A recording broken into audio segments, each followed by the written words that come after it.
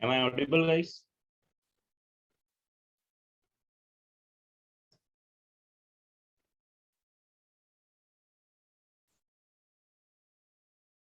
Okay चलो, तो फिर स्टार्ट करते हैं। लास्ट क्लास में हम लोग क्या कर रहे थे? लास्ट क्लास में मैंने आपको एक क्वेश्चन दिया, ये वाला, जो मैंने होमवर्क बोला था कि भाई ये होमवर्क कर लेना। Insertion of 7 harmonic mean between 2 and 5। अरे यार ये क्या है, तो ये दुनिया चलती है यार। हाँ, और ये फाइंड हार्मोनिक मीन भी हम लोगों ने सीख लिया था कि दो नंबर हैं, दो नंबर के बीच का हार्मोनिक मीन कैसे निकाला जाता है, कंडीशन क्या होती है। ठीक है। और फिर हमने बोला था कि यार एक से ज्यादा अगर हार्मोनिक मीन इंसर्ट करना है हमको, तो हम क्या करें।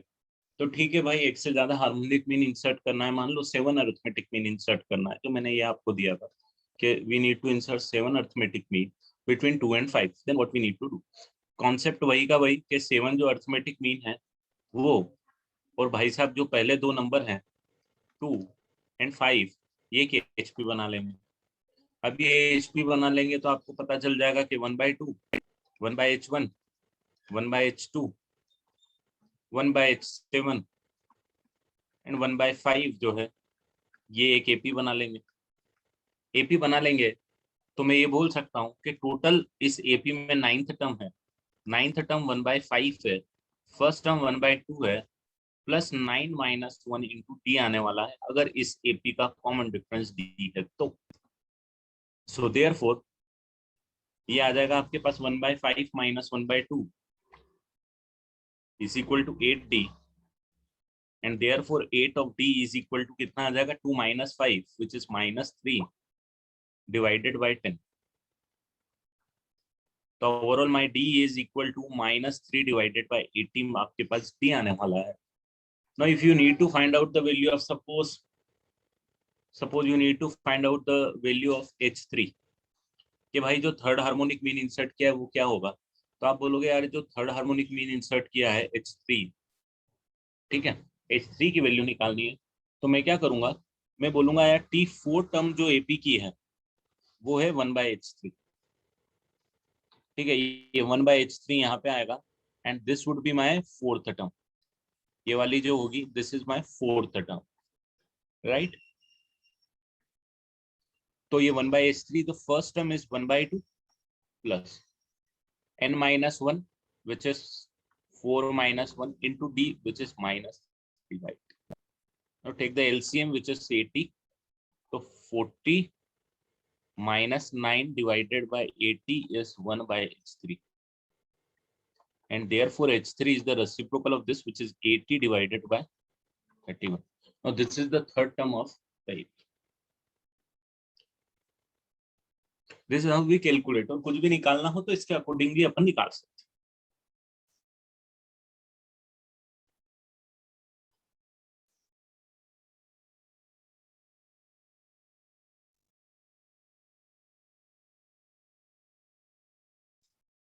चलो कुछ क्वेश्चंस और एचपी के करते हैं, और एचपी के साथ में एपी और जीपी को थोड़ा कंबाइन करते हैं और कुछ क्वेश्चंस करते हैं। तो आई होप ये आपने कर ही लिया होगा।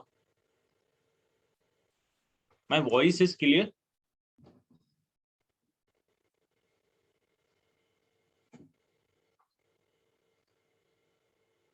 ओके चलो आगे बढ़ते हैं, कुछ क्वेश्चंस की प्रैक्टिस करते हैं। ये क्या,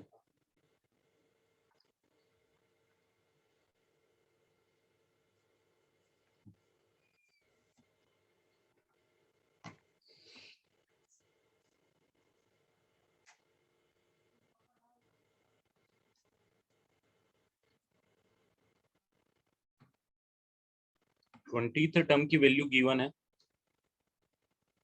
एंड 30th टर्म की वैल्यू गिवन है एक HP,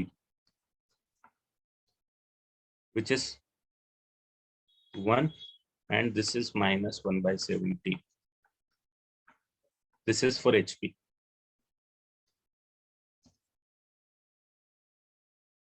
then find its nth term।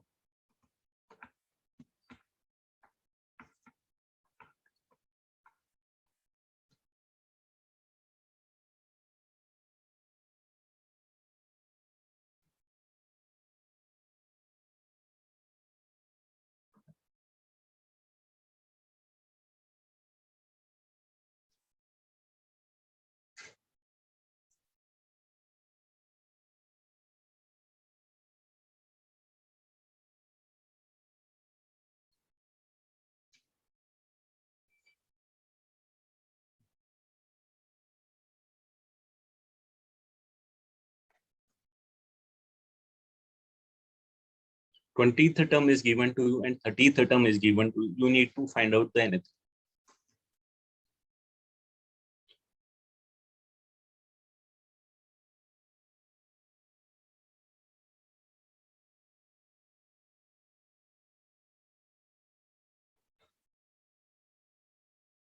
Simple मान लेते हैं अपन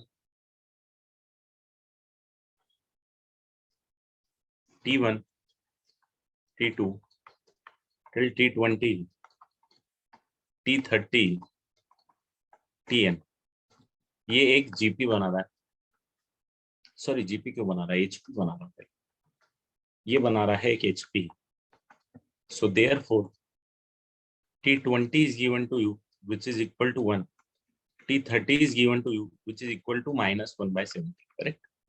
So you can say that 1 upon my T1, 1 upon my T2, 1 upon my T10, T20, 1 upon my T30, 1 upon my Tn would be in AP.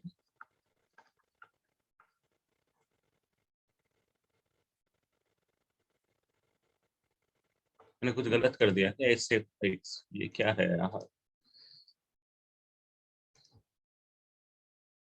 ये क्या दुनिया समझ नहीं है. एक second,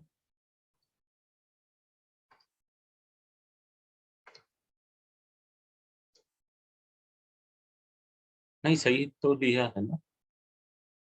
T4 1 by H3 1 by 2 plus 4 minus 1 D.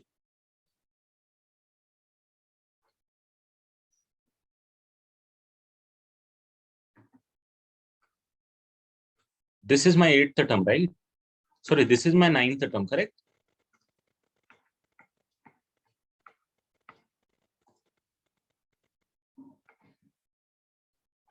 क्या गलती?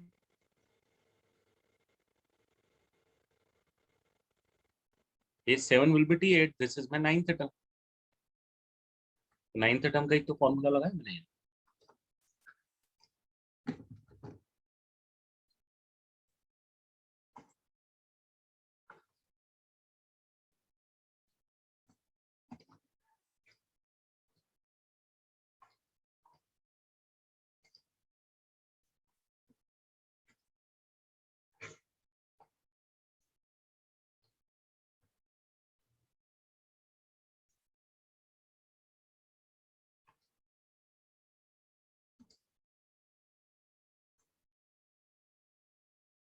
ये एक एपी बन जाएगा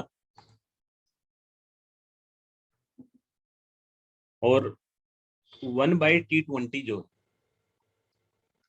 जो कि 20th टर्म होगी, this is equal to first term plus 20 minus 1 into D होगा, where this D is the common difference of this.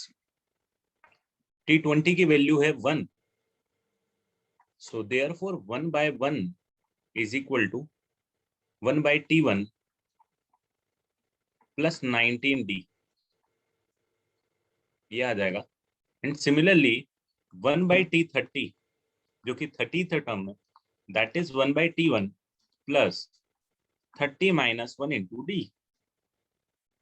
तो 1 by ये वाली आ जाएगी 1 by T30 की वैल्यू है, T30 की value minus 1 by 17, minus 1 by 17 is equal to 1 by T1 plus 29D. तो भाई साहब ये वाली इक्वेशन कन्वर्ट हो जाएगी finally 1 equal to 1 by T1 plus 19D, एंड ये कन्वर्ट हो जाएगी minus 17 equal to 1 by T1 plus 29D. Subtract करेंगे तो 18, दोनों को सब्सट्रैक्ट करेंगे 1 by T1 कैंसिल हो जाएगा, minus 10D. देयरफॉर D की वैल्यू आ जाएगी minus 9 by 5. D की वैल्यू आ जाएगी minus 9 by 5. अभी minus 9 by 5 आ जाएगी, therefore 1 is equal to 1 by T1 plus 19 into minus 9 by 5 आ जाए.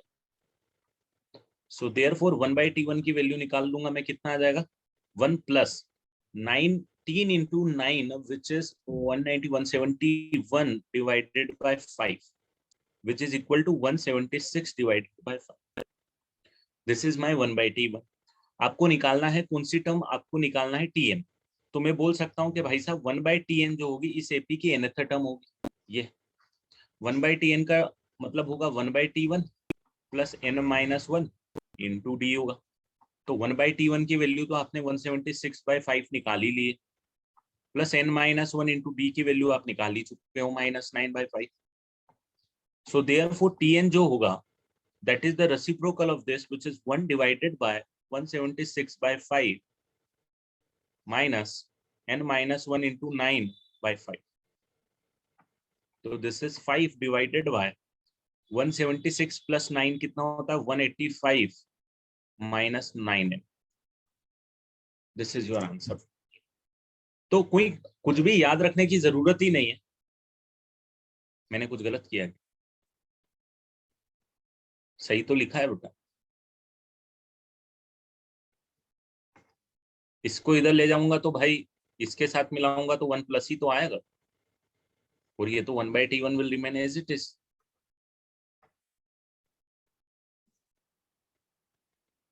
ठीक है, आंसर सही है बेटा। ठीक है, तो आपको कुछ याद रखने की जरूरत नहीं है, आप सिंपल एपी का कॉन्सेप्ट लगाते रहो और सॉल्व करते रहो, इसीलिए मेरा कराने का रीजन था।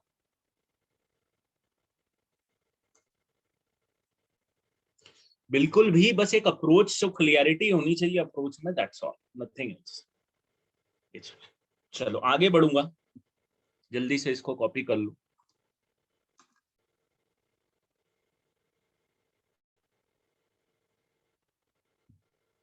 House preparation is going on for M2?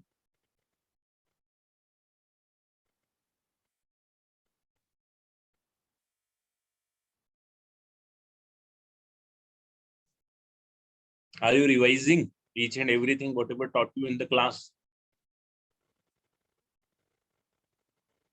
Facing problem and concepts?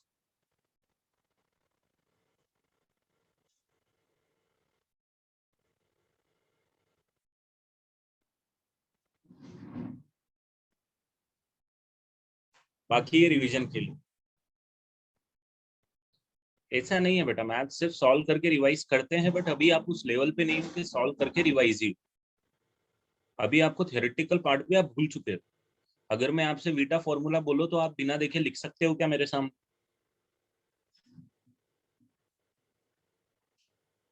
If I ask you to write the beta formula without second thought, can you write it? If you can write it, then it's fine. एक एक चीज लिख के solve करनी पड़ेगी। आप maths revise भी कर रहे हो ना तो आपको लिखना पड़ेगा। आप सिर्फ उसको पढ़ के आगे नहीं बढ़ सकते हो। अगर आप पढ़ के आगे कर रहे हो तो मतलब आप पढ़ना सीखे ही नहीं हो। You have to write each and everything whatever you revise in maths. No, you have to revise in such a way that you have to write each and everything. Like if I want to revise, say if I want to revise beta formula, what I need to do is I have to write के यार ठीक है ax square plus bx plus c जो है, और फिर ax cube plus bx square plus cx plus d है। मतलब मेरे मन से लिख रहा हूँ ये, मुझे ऐसा नहीं है कि सर ने ऐसा लिखा था या किसी ने ऐसा लिखा है तो मैं ये लिख रहा हूँ। ये मेरा दिमाग खुद का चल रहा है और मैं खुद लिखने की कोशिश कर रहा हूँ। इसके रूट 2 होते हैं भाई, 3 डिग्री इक्वेशन है, 3 रूट माने जाते हैं। Alpha beta gamma delta 4 root माने जाते हैं। अब आपको ये समझ में आना चाहिए कि alpha plus beta plus gamma कितना होना चाहिए, -b/a। Alpha beta plus beta gamma plus gamma alpha कितना होना चाहिए। तो ये आपको विदाउट सेकंड थॉट आपको ये चीजें याद होनी चाहिए और ये लिख के देखना है जैसे मैंने लिखा है। ये रिवीजन हुआ मैथ्स का। Alpha plus beta plus gamma plus delta कितना होना चाहिए, -b/a। फिर ये जब जब जब आप लिखोगे ना, आपको आलसी आएगी या जो भी आएगी कि नहीं यार इसकी जरूरत नहीं है, ऐसा लगेगा आपको, बट वो ऐसा नहीं है, आपको जरूरत है बेटा। There are very few student at this level जिनको जरूरत नहीं है। अगर आपको ऐसा फील आ रहा है कि आपको जरूरत नहीं है तो आपको आपके बारे में गलत फील आ रहा है। कभी भी रिवीजन ऐसा नहीं होता। 4 का रूट माइनस नहीं प्लस f/a ये आएगा। तो कुछ इस तरीके से, और आपको n डिग्री का भी लिखना पड़ेगा। ये लिखना है जब बीटा फॉर्मूला रिवाइज होगा। अब ये रिवाइज हो गया है, ठीक है, अब ये आपने लिख दिया, तो आप जनरल ए एन एक्स की पावर एन प्लस ए एन माइनस वन एक्स की पावर एन, ये मन से लिखना आपको आना चाहिए। इसको रिवीजन बोलते हैं मैथ्स में। Plus A one is equal to 0, आप बोलोगे समेशन ऑफ रूट्स निकालूंगा, minus A N minus one upon में ए निकलेगा, समेशन ऑफ दो रूट निकालूंगा, plus of A N minus two, alternate negative sign revise होनी चाहिए, ऐसे चलते जाऊंगा, सबका प्रोडक्ट निकालूंगा, alpha one, alpha two, alpha three and so on, सबका प्रोडक्ट निकालूंगा, माइनस वन की power N, A one divided bye N, ये हो गया रिवीजन। अब ये रिवीजन के बाद में आप उठाओगे क्वेश्चन जो मैंने क्लास में किया और खुद से सॉल्व करोगे without seeing the solution. This is how you have to revise. You do not need to just के पेपर पढ़ लिया, हाँ यहाँ पे नोट्स लिखा है, ये फॉर्मूला हो गया और आगे बढ़ गए, नहीं, you have to write by yourself. This is how you have to revise in maths. सिर्फ ऐसे नहीं होगा, आप भूल जाओगे पक्का, आप अप्लाई नहीं कर पाओगे, अगर याद भी है तो अप्लाई करना दिक्कत हो। सब नोट्स स्टार्टिंग से स्टार्ट कर दो।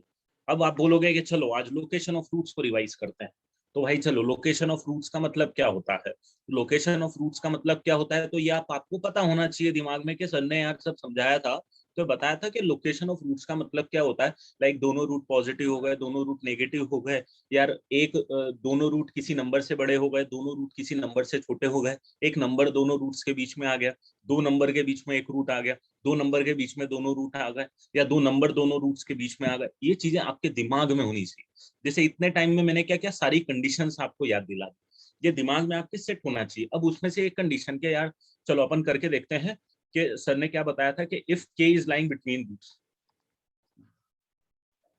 के इज लाइंग बिटवीन रूट्स, तो के इज लाइंग बिटवीन रूट्स की कंडीशन क्या होगी, तो ये अब आपको लिखना आना चाहिए यार, के अगर बीच में है दोनों रूट्स के, तो बी की कंडीशन लिखने की जरूरत नहीं पड़ती है, और माइनस बी बाई टू ए की भी जरूरत नहीं पड़ती है, हमको सिर्फ ये लिखना रहता है कि ए इंटू एफ ऑफ के जो है वो लेस देन जीरो होना चाहिए। बी ग्रेटर देन जीरो लिख दो, बट इसकी जरूरत नहीं पड़ती, मैंने आपको बताया था कि ठीक है ये होना जरूरी है, बट इस कंडीशन के अंदर ये इंक्लूड हो जाता है, ठीक है। अब जैसे नेक्स्ट करोगे कि यार दोनों रूट, इफ के इज लेस देन रूट्स, तो के इज लेस देन रूट्स, तो चलो आपको याद नहीं आ रहा क्या कंडीशन है, तो आप ग्राफ बनाओ कि यार के ये है, वो दोनों रूट से छोटा, मतलब ऐसा कुछ सीन बनना चाहिए, तो डेफिनेटली आपको क्या करना पड़ेगा कि माइनस बी बाई टू जो है ना भाई साहब, वो के से बड़ा होना चाहिए, उसके बाद डी जो है वो भी greater than equal to zero होना चाहिए, और ए इंटू एफ ऑफ के जो है ना वो भी ग्रेटर देन जीरो होना चाहिए। This is how you have to revise without seeing notes. अब जब आपको ये प्रॉब्लम आ रही है, डेफिनेटली नोट साथ में आपके पास है, आप जब एक एक करके जा रहे हो, लोकेशन ऑफ रूट्स मैंने चालू किया, आपने लिखा है, जैसे ही वो हेडिंग देखी आपको ये खुद से लिखना है, सारी पांचों कंडीशन, जो पांचों छह कंडीशन जो भी मैंने लिखाई, जो भी चीज एक्सप्लेन करी, आपके दिमाग में सेट होना चाहिए, रटा हुआ होना चाहिए, बट समझ से रटा हुआ होना चाहिए। जैसे ये मुझे सिर्फ रटा हुआ नहीं, ये मुझे याद, मुझे मेरी समझ से याद, ये समझ आपको डेवलप करनी पड़ेगी जब क्वेश्चन हो। समझ में आ रहा है? This is how you have to revise, अगर दिमाग में नहीं बैठता है, वेरी इंपॉर्टेंट थिंग। अब इसमें अगर आपको प्रॉब्लम आ रही है कि यार मैं भूल गया ये क्या, ये मैं भूल गया क्या आ रही है, तो ठीक है, कोई बात नहीं, सीधे नोट्स राइट द रीजन, आपको पता चलेगा। अगर आपने नोट्स बहुत अच्छे से बनाए ना, तो ये आपको पक्का आपको समझ में आ जाएगा कि ये तीन कंडीशन मैंने क्यों ली। अब अगर ये नोट्स, ये भी आपको समझ में नहीं आ रहा कि ये तीन कंडीशन क्यों ली, ये नहीं देखना है कि ये तीन कंडीशन है, ध्यान रखना, रिवीजन ये नहीं होता है कि ये तीन कंडीशन देख लिया, आपको रिवीजन का मतलब ये होता है कि तीन कंडीशन क्यों है, ये देखना है क्यों है, ये आपके दिमाग में घूमना चाहिए जब आप रिवीजन कर रहे हो। अगर नहीं घूम रहा है तो अपन ने नोट्स अच्छे से नहीं बनाए हैं, क्योंकि क्या होता है, अगर आपको के यार आप ना अपनी लैंग्वेज में लिखते हो जब नोट्स बनाते हो ये सारी चीजें, तो ये सिर्फ आपको ये तीन कंडीशन रिवाइज नहीं करनी है, ये तीन कंडीशन का रीजन भी आपके दिमाग में घूमना चाहिए। लिखा भले इतना है मैथ्स में, बट ये लिखने से नहीं फर्क पड़ता है, पूरी चीजें घूमनी चाहिए, दैट इज द रिवीजन। नहीं आएगा तो फाइट मारो उसके लिए कि यार सर ने ऐसा क्यों लिखा होगा ये तीनों कंडीशन। और आइडियली अगर आपने नोट्स बनाए होंगे ना, तो जब मैंने जो रीजन दिया होगा, इसका रीजन दिया होगा, तो शायद आपने नोट किया होगा, इसका रीजन लिया होगा तो शायद आपने नोट किया होगा, इसका रीजन होगा तो शायद आपने नोट किया होगा। इंग्लिश में नहीं तो हिंदी में, हिंदी में नहीं तो मराठी में, जो भी आपकी लोकल लैंग्वेज है जो आप यूज करते हो, उसमें लिखो कि रीजन क्या है। ये रीजन याद होना बहुत जरूरी है, क्योंकि क्वेश्चन वो रीजन से ही क्लिक करते हैं। सिर्फ इनको याद करने से क्वेश्चन क्लिक नहीं कर सकते। ठीक है, अब आपको जब दिक्कत आ रही है तो इसमें भले ही आप 10 मिनट दे दो रिवीजन, बट ये पूरी चीजें करो। अब जब आप नेक्स्ट टाइम रिवीजन करोगे ना महीने भर बाद, तो आपको इतनी दिक्कतें नहीं आएंगी, एंड विथ टाइम फिर रिवीजन की जरूरत नहीं पड़ेगी। This is how you have to. ये इंपॉर्टेंट चीज है, आपको पूरा चैप्टर याद होना चाहिए कि सर ने यार क्वाड्रेटिक चालू किया था, तो क्वाड्रेटिक चालू करने के बाद में सबसे पहले पॉलिनोमियल वगैरह की सबकी डेफिनेशन बताई थी सर ने, फिर रूट्स को समझाया था, रूट्स क्या होते हैं, फिर रूट्स कैसे निकालते हैं ये समझाया था, फिर सर ने रूट से इक्वेशन को कैसे निकालते हैं ये समझाया था, फिर इक्वेशन से sum of roots product of roots कैसे निकालते हैं, और सम ऑफ रूट्स और प्रोडक्ट ऑफ रूट्स से इक्वेशन कैसे निकालते हैं, शुरू के 2 लेक्चर थे। उसके बाद हम फैक्टराइजेशन में कैसे यूज करते हैं, ये चीजें आपको ऐसी लाइन से सारी चीजें दिमाग में होनी चाहिए कि भाई ये 10-15 लेक्चर थे और ये लाइन से हमने चीजें सीखी थी और इसके अंदर ये चीजें सीखी थी। That is called the preparation. और बच्चे ऐसा करते हैं बेटा, अगर आप अभी तक नहीं कर रहे हो तो आपको करना है। फॉर्मूला पेज तो बनाना है बिल्कुल, बट क्वाड्रेटिक जैसा चैप्टर बहुत कॉन्सेप्चुअल है बेटा, it is not fully formula based. अभी तक जितने भी चैप्टर आपने पढ़े थे वो फॉर्मूला बेस्ड नहीं थे। एपीजीपी जो आप अभी पढ़ रहे हो, एचपी, ये कहीं कहीं फॉर्मूले कॉन्सेप्ट का, ये मैथमेटिकल चैप्टर।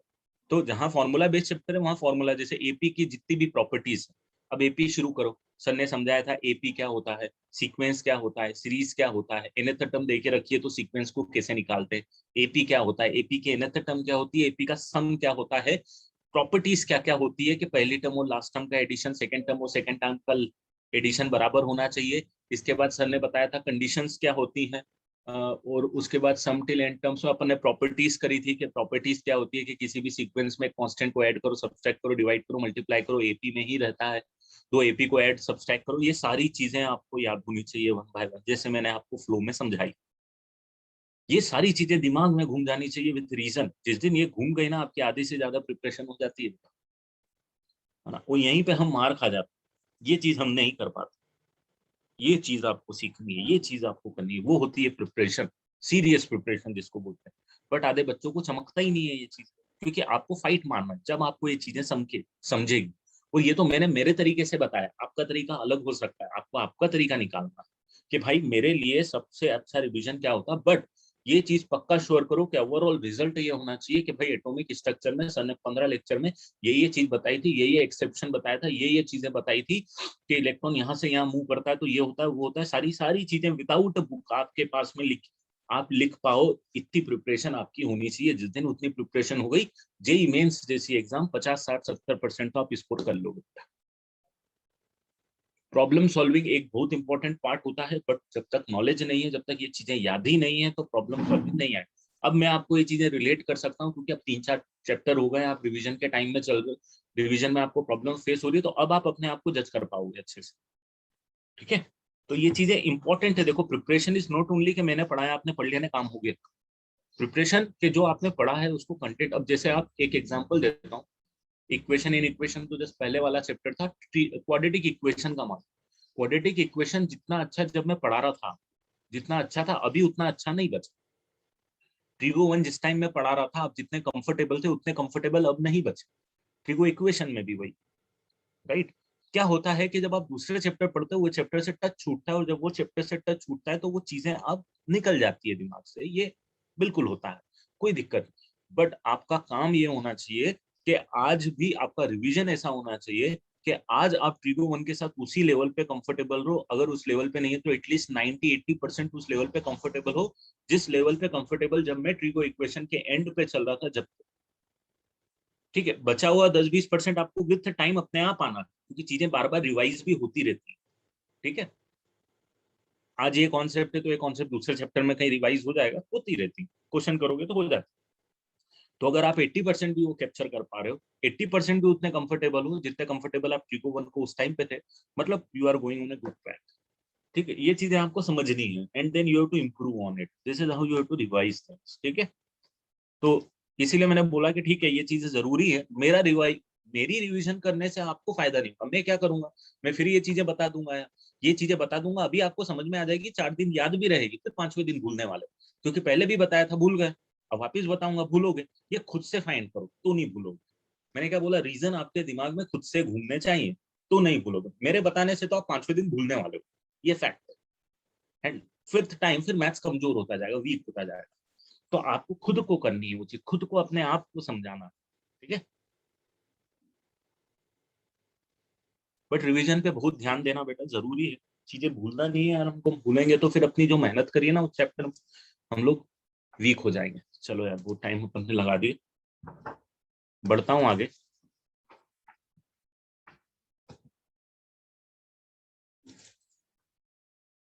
क्वेश्चन करते हैं। a माइनस एक्स, मैंने आपको इस टाइप के क्वेश्चन कुछ कराए थे, ज्यादा नहीं कराए थे, एपी में मैंने करवाए थे। बट इस टाइप के क्वेश्चंस कंपटीशन में या फिर जब आप क्वेश्चन सॉल्व करोगे, बहुत कॉमन पैटर्न होता है इस टाइप के क्वेश्चन का, कि भाई साहब ये जो है आपके पास, ये है, this is in AP and P Q R are also in AP, P Q R भी एपी में, then you need to find out कि एक्स वाई जेड किस में है। और अब आपके ऑप्शन आएंगे, पहला ऑप्शन आपको बोलेगा कि भाई एपी में है, दूसरा ऑप्शन आपको बोलेगा जीपी में है, तीसरा ऑप्शन आपको बोलेगा एचपी में है, चौथा ऑप्शन आपको बोलेगा स्पेशल सीरीज या नन ऑफ दिस।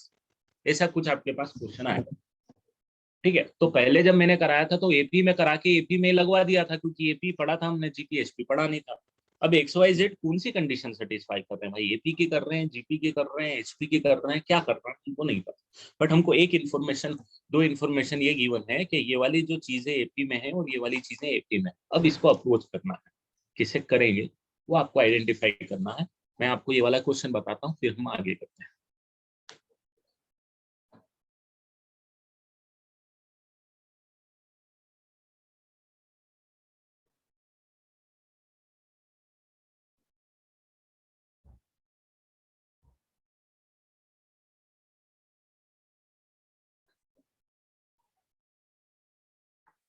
अरे नहीं, ये इन्फॉर्मेशन आपको मैंने थोड़ी सी गलत लिख दी यार, ये इक्वल टू गिवन है, this equal to this equal to this, ये एपी में नहीं गिवन है यार। वही मैंने बोला थोड़ी सी दिक्कत है, ये गिवन है कि a minus x by p x equal to a minus y by q y equal to a minus z by r z and P Q r in AP, then you need to find out, this is the condition कि भाई this is equal to this is equal to this is given to you, p Q R r in AP this is given to you, ये दो information given है। X Y Z किस में है, AP में, GP में, HP में, या किसी में भी नहीं है, that you need to identify, ठीक है।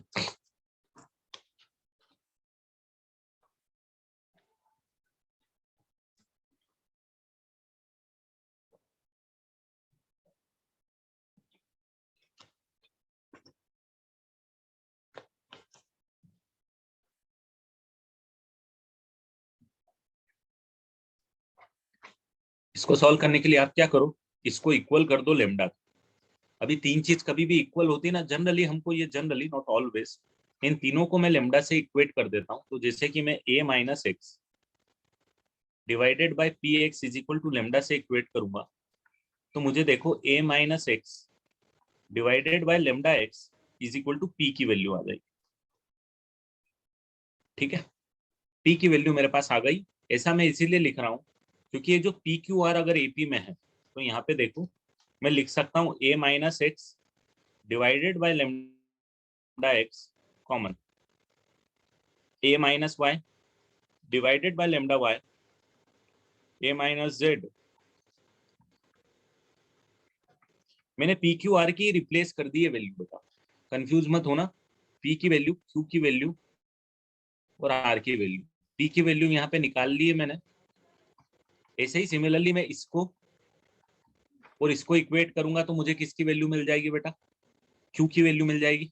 एंड सिमिलरली फिर इसको इक्वेट करूंगा ए माइनस जेड अपॉन में आर जेड, तो आर की वैल्यू मिल जाएगी सेम पैटर्न पे, इसीलिए मैंने क्या किया है यहाँ पे लिख दिया है ना। सिर्फ रिप्लेस में एक्स की जगह वाई की जगह जेड है और कुछ नहीं, इसीलिए मैंने सेम एज इट इज यहाँ पे लिख दिया। अब ये अगर एपी में है तो जरा मुझे ये बता दो तो कि a minus x divided by x, a minus y divided by y, a minus z divided by z किस में है, एपी में है, एचपी में, जीपी में है। एपी में, राइट, क्योंकि आई हैव मल्टीप्लाइड लेमडा। अगर ये सारी टर्म्स में लेमडा मल्टीप्लाई कर दूंगा, इसमें भी लेमडा मल्टीप्लाई कर दिया, इसमें भी लेमडा मल्टीप्लाई कर दिया, इसमें भी लेमडा मल्टीप्लाई कर दिया, तो मुझे ये मिल जाएगा। और if I multiply by a constant in an AP series, then the new sequence will also remain in AP. Simple फंडा। अब आपको थोड़ा सा चमका होगा कि मैं क्या करता हूं, हर एक चीज में +1 कर देता हूं। +1 a -1 बाय y +1 दोस्तों a - z divided by z +1 दोस्तों, ये भी तो AP में ही रहने वाला है, राइट? क्योंकि if I add a particular constant in an sequence, in an AP sequence, then the new sequence will also remain in AP. A by x, A by y, A by z किस में हो जाएगा दोस्तों? AP में हो जाएगा। अब फिर A को उड़ा दोगे तो 1/x, 1/y, 1/z किस में आ जाएगा? ये भी AP में आ जाएगा। और अगर ये AP में आ जाएगा तो XYZ किस में आ जाएगा? HP में आ जाएगा। तो your answer is HP. This is how you have to solve this kind of question. एक अप्रोच लेनी, चमकना थोड़ा सा मुश्किल है, बिल्कुल मुश्किल है, थोड़ा सा चैलेंजिंग है, बट वो प्रॉपर्टीज का अप्लाई करना है। 8-10 प्रॉपर्टीज हैं, जो प्रॉपर्टीज है उनको आपको मैच करा के ये लिखना। टिपिकल जेई मेंस लेवल है बेटा, टिपिकल। बोल बेटा। Sir, can we directly subtract q minus p and z minus q and equate, because common difference same रहेगा ना? q minus p and r minus q,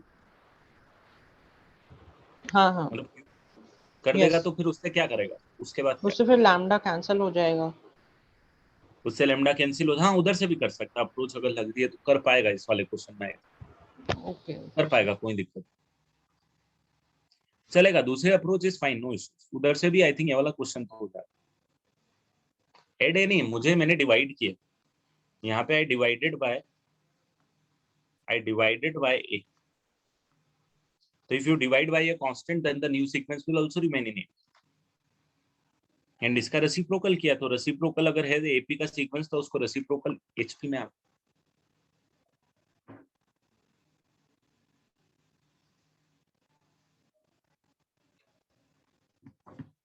एक और क्वेश्चन कराऊंगा ऐसा।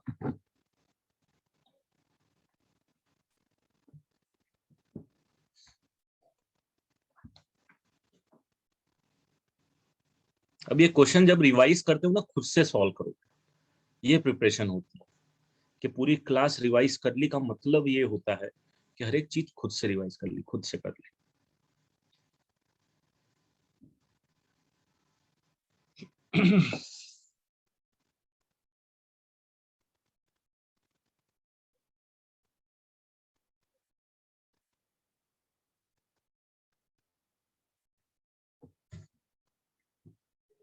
कैंसिल नहीं, यहां से यहां पे आया दोस्त, मल्टीप्लाई बाय लेमडा किए, I have multiplied by lambda so that the lambda will cancel out. यहां से यहां पे आया तो +1 किया,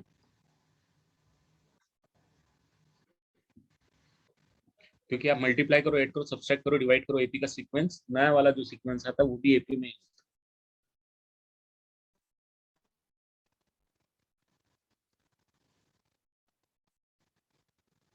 चलो बढ़ जाऊं आगे।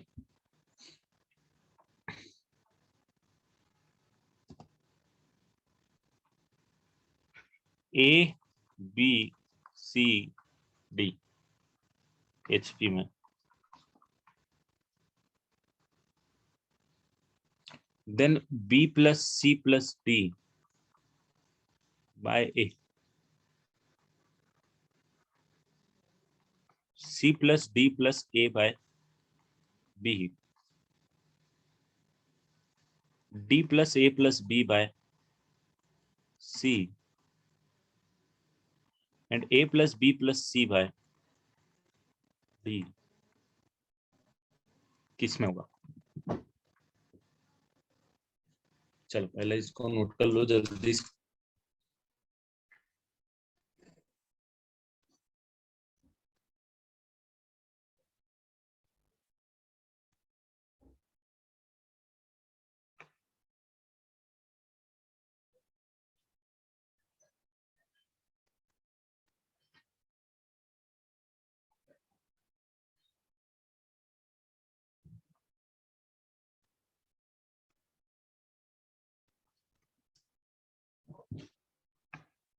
ये भी सेम अप्रोच में ही जाएगा। अगर A B C D are in HP पी, देन 1/A, 1/B, 1/C, 1/D are in A P.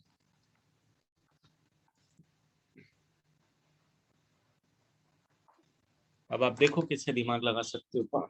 2 minute दे रहा हूं मैं आपको।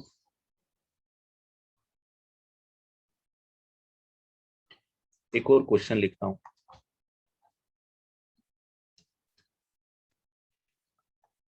इसको सॉल्व करना।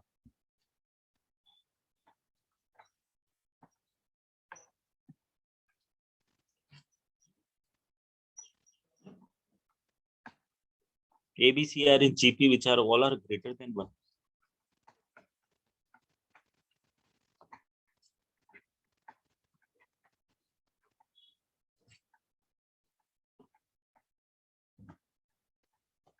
ये किस में होगा?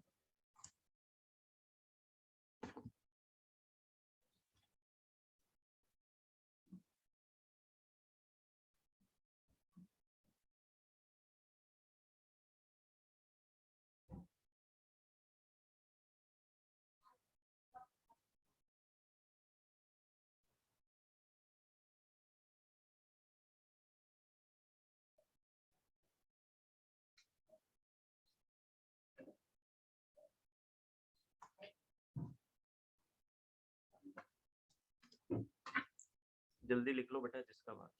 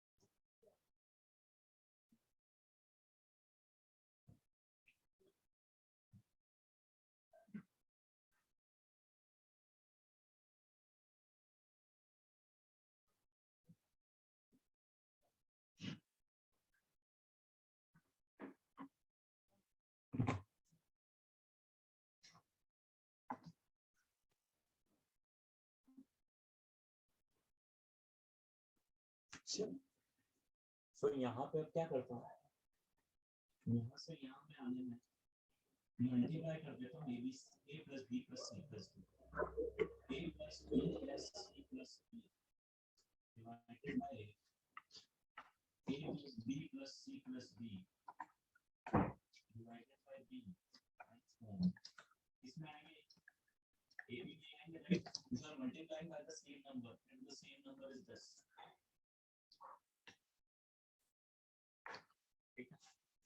Now after this subtract 1. Subtract 1.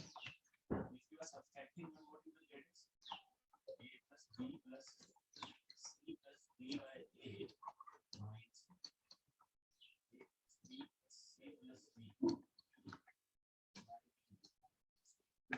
आगे तक नहीं लिखा, जरूरत ही नहीं। अब यही वाली स्टेप आपके पास क्या हो जाएगी, यहाँ पे बचाएगा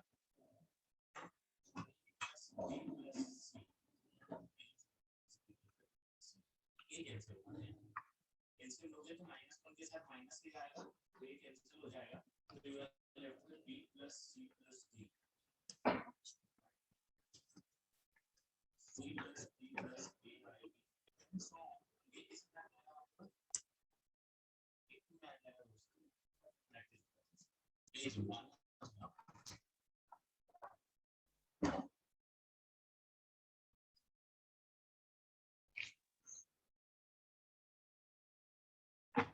ठीक है। अभी ठीक है वॉइस? तो यहाँ पे you have multiplied by a + b + c + d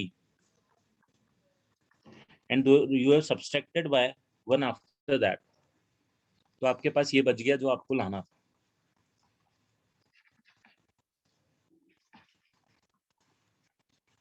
आगे भी ये सेम जो है ये यहाँ नीचे बच जाएगा, ये AP में आ जाएगा। इजी क्वेश्चन था, ज्यादा कोई ऐसा कॉम्प्लिकेटेड नहीं है।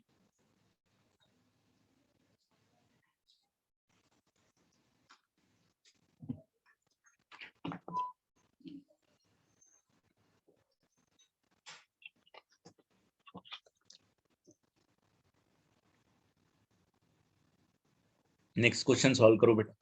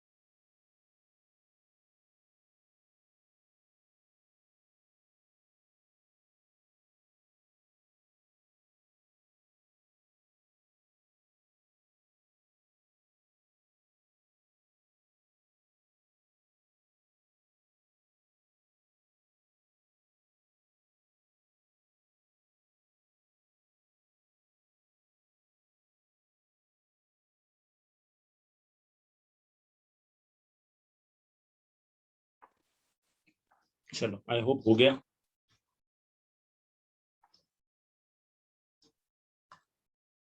अगर A B C are in GPA तो log A log B log C किसमें है बेटा? ये बताई थी प्रॉपर्टी में, एपी में।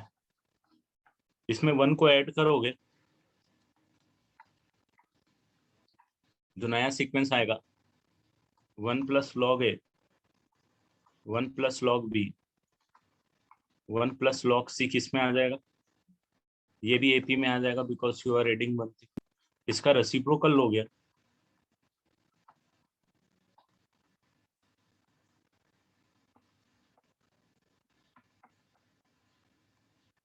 ये एचपी में आ जाएगा। योर आंसर इज अच्छा।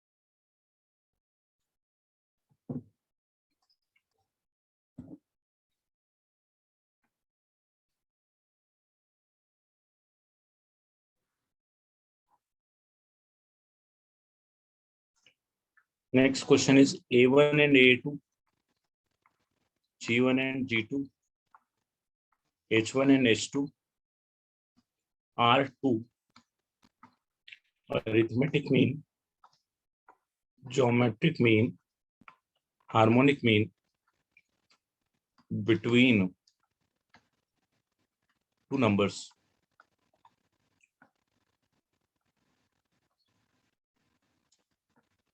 ठीक है? Then find value of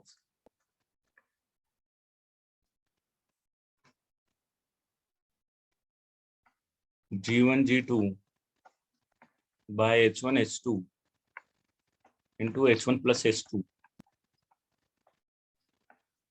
divided by A1 plus A2.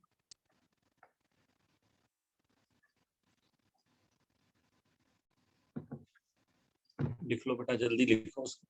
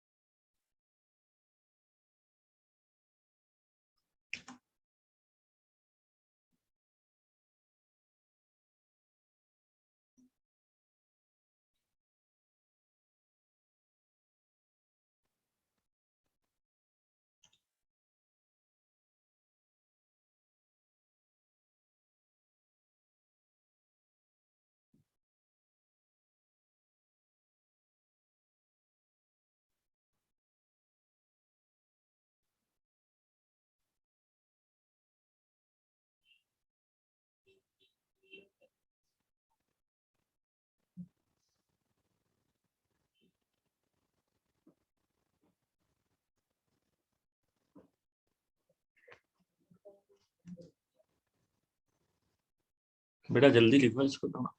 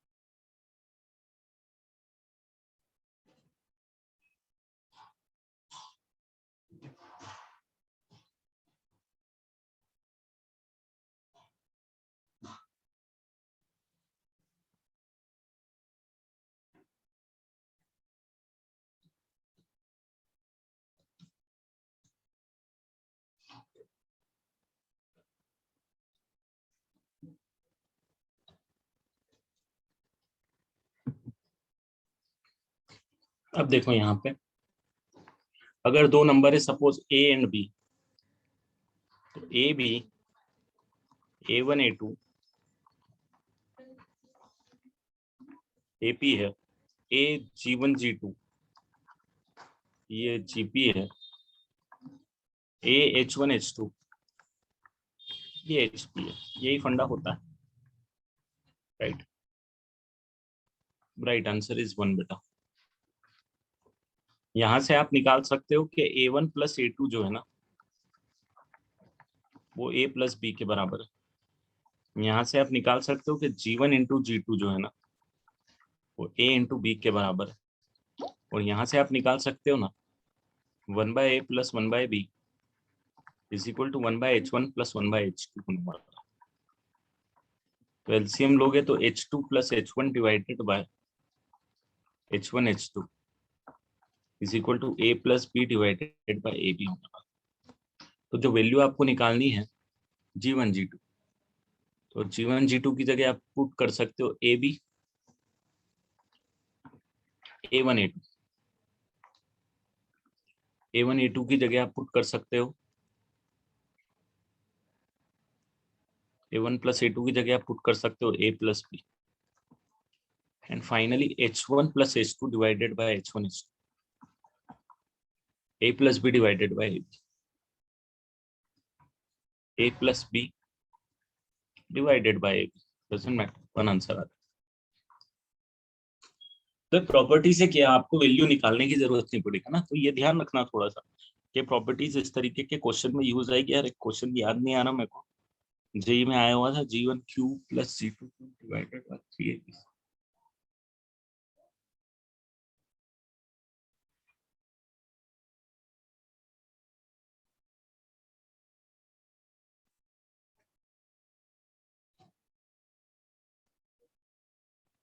भूल गया यार वो क्वेश्चन में, कोई याद नहीं आ रहा, ये तो करवाता मैं।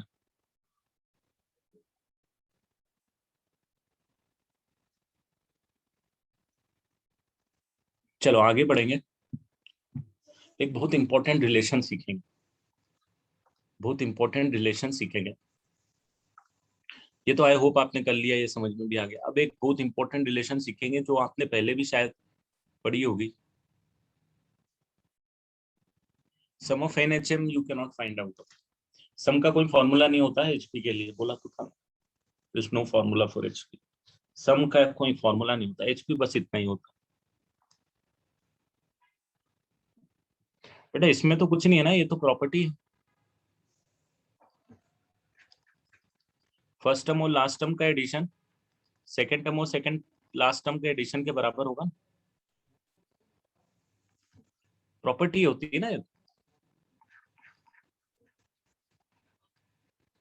जीपी की प्रॉपर्टी क्या होती है? Multiplication of first and last term is equal to second term and second last term. HP का क्या होता है? 1/A 1/H1 1/H2 and 1/B are in HP, AP sorry. तो एपी की फर्स्ट एंड लास्ट टर्म का addition second and second last term के addition के बराबर आता है, बस। एचपी को हमेशा एपी से रिलेट कर देना है। अगर ये एचपी में है तो ये भाई साहब एपी में है, और ये भाई साहब एपी में है, तो फर्स्ट और लास्ट टर्म का एडिशन सेकंड और सेकंड लास्ट टर्म के एडिशन के बराबर होगा, ये होल्ड कर जाएगा। तो अब एलसीएम लोगे तो A प्लस बी आ जाएगा, और यहाँ पे H1 plus H2 divided by H1 H2।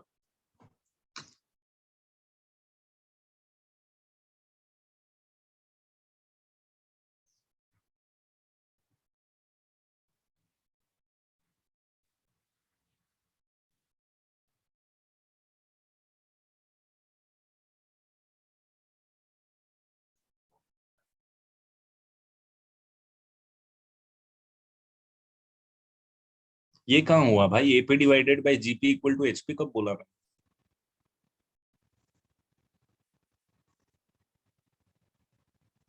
AP divided by GP equal to HP कहाँ बोला मैंने? ये तो क्या मतलब है इसका?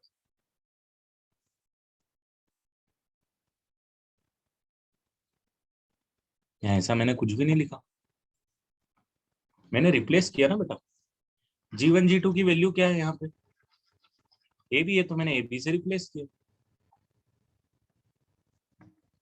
A1 प्लस A2 की वैल्यू क्या है यहाँ पे? A प्लस बी है तो मैंने A प्लस बी से रिप्लेस किया। H1 प्लस H2 अपॉन में H1 H2 की वैल्यू यहाँ निकाल चुके हो आप, A plus B by A B, तो A plus B divided by A B लिखा, कैंसिल हो गया, सब बना गया। ये कैंसिल इससे, ये कैंसिल इससे, 1 बच गया।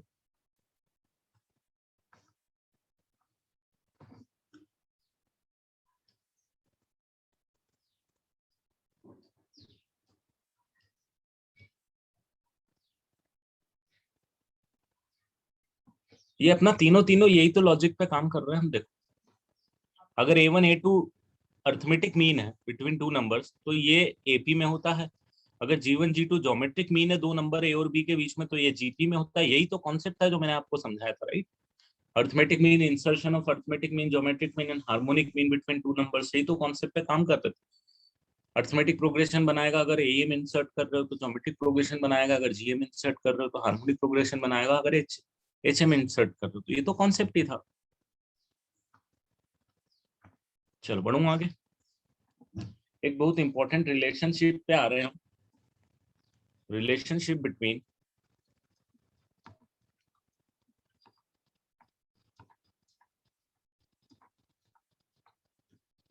A, G and H।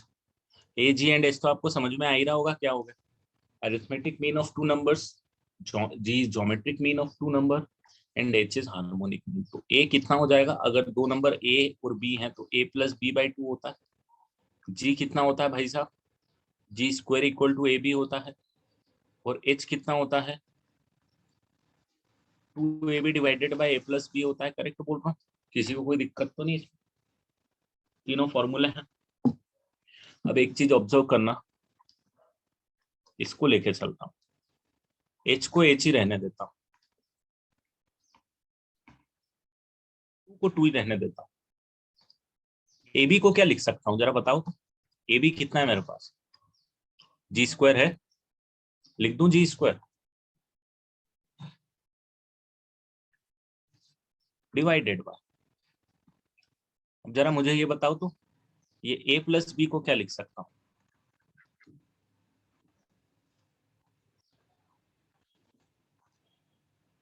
Twice of A लिख सकता हूँ?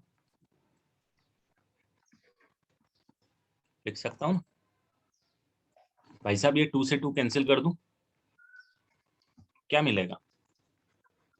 A into H is equal to G square. What does this mean? What does this mean? This mean A, G and H, they themselves make a GP। ये भाई साहब अपने आप में एक GP बना देते हैं। कि कोई भी दो नंबर अगर आप ले रहे हो, जैसे कि मैं आपको एक एग्जांपल देता हूँ, क्लियरिटी आई। 2 एंड 5 आर टू नंबर्स, इनका अरिथमेटिक मीन होता है 2 plus 5 by 2 which is equal to 7 by 2। इनका ज्योमेट्रिक मीन होता है under root of 2 into 5 which is equal to root of 10। इनका हार्मोनिक मीन होता है twice of A into B divided by A plus B. Formula कितना आ जाएगा? 20 divided by 7। Correct? ये AG। अब जरा देखो कि A को मल्टीप्लाई करो H से, कितना आएगा आपके पास? 7 by 2 into 20 by 7 which is equal to 7 से 7 कैंसिल हुआ 10। और G स्क्वायर आप कैलकुलेट करो, G स्क्वायर भी कितना आएगा? 10। तो what does this mean? This means के A, capital G, capital H, they themselves make a GP। किसी भी दो नंबर का arithmetic mean, harmonic arithmetic mean, geometric mean और हार्मोनिक मीन, ये खुद एक GP बनाते हैं भाई साहब। ठीक है?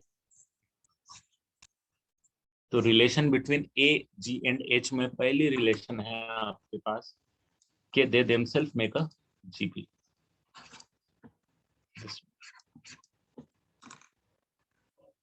कोई भी दो नंबर है, उन दोनों नंबर का अरिथमेटिक मीन, ज्योमेट्रिक मीन और हार्मोनिक मीन एक GP की सीरीज बनाता है।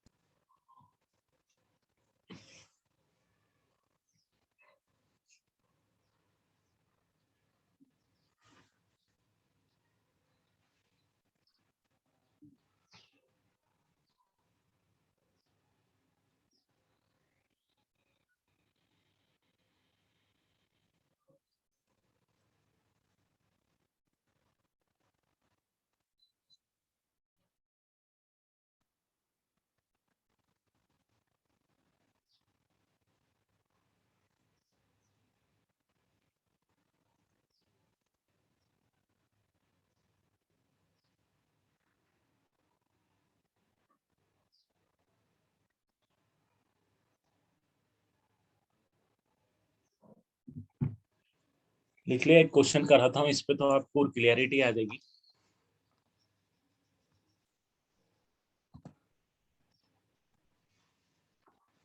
Arithmetic mean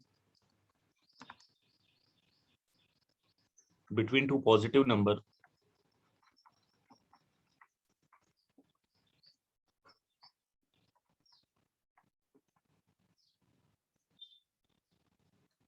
between two positive numbers exceed their geometric mean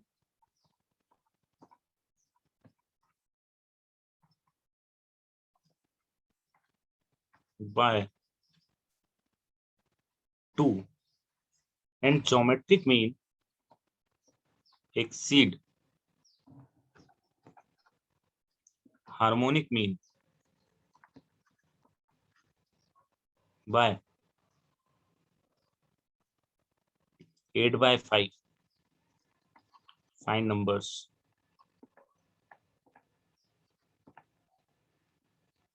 आपको नंबर्स निकाल के देना। चलो पहले ये नोट कर लो, थोड़ा जल्दी हाथ चलाओ।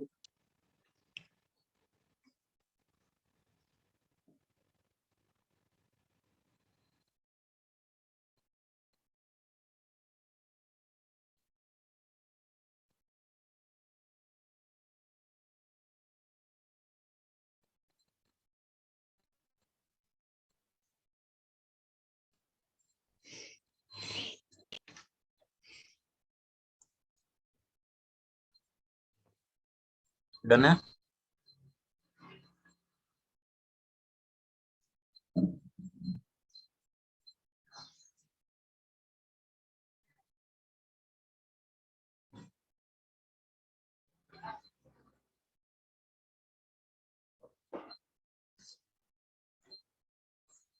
हाँ, ये आपको याद रखना है, ये लॉजिक के AGHRN GP।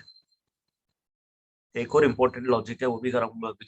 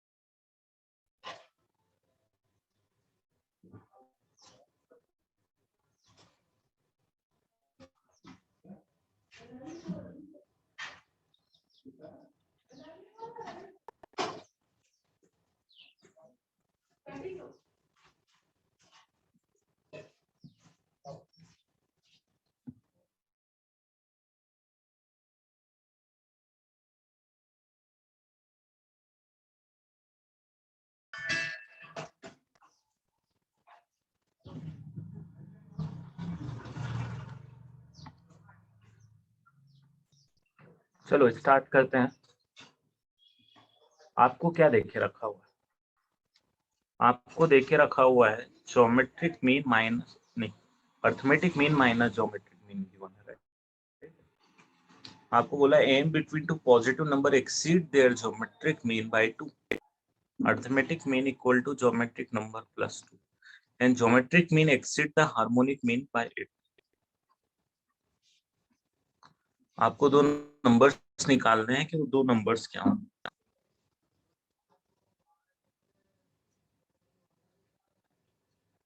ठीक है, तो अब आपको ये पता है कि g square equal to a into h होने वाला है।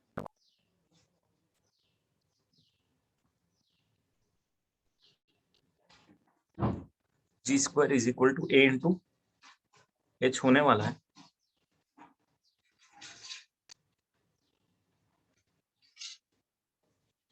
जी स्क्वायर की वैल्यू निकाल के पुट कर देते हैं और एच के टर्म्स।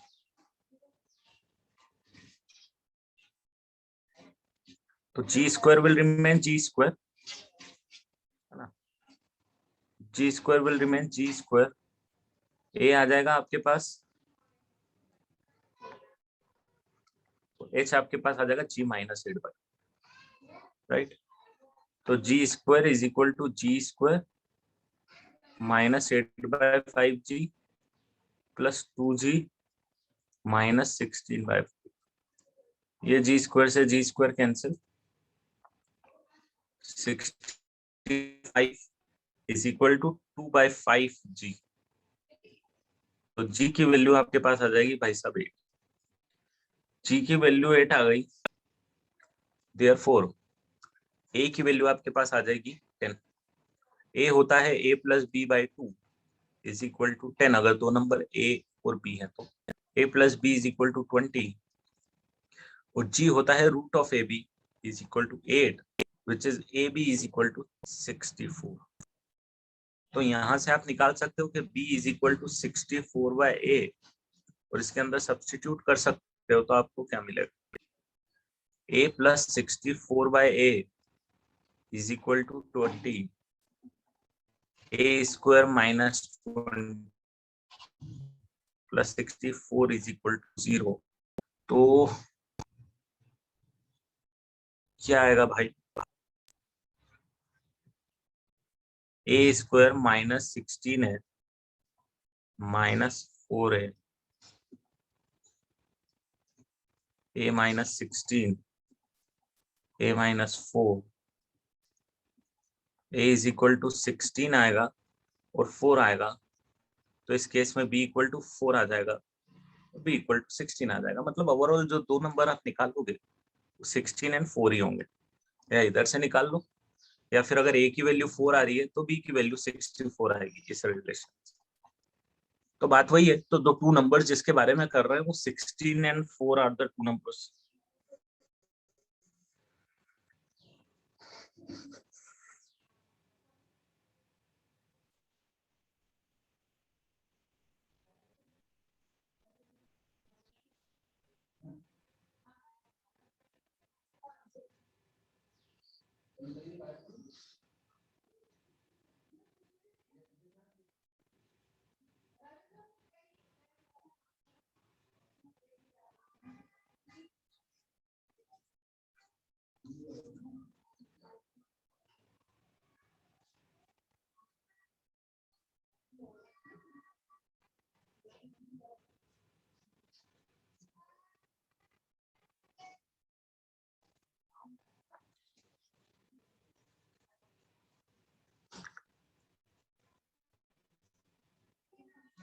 तो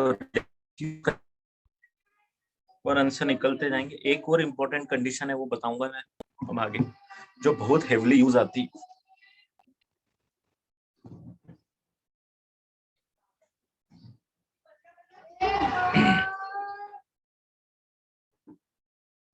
लिख लिया आपका सबने?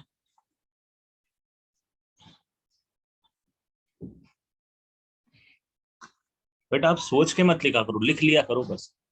आप एक एक स्टेप देखोगे तो मैंने न्यूमेरिकली सॉल्व किया है, तो वो तो आप खुद से करा करो वापस से जब सॉल्व करते हो।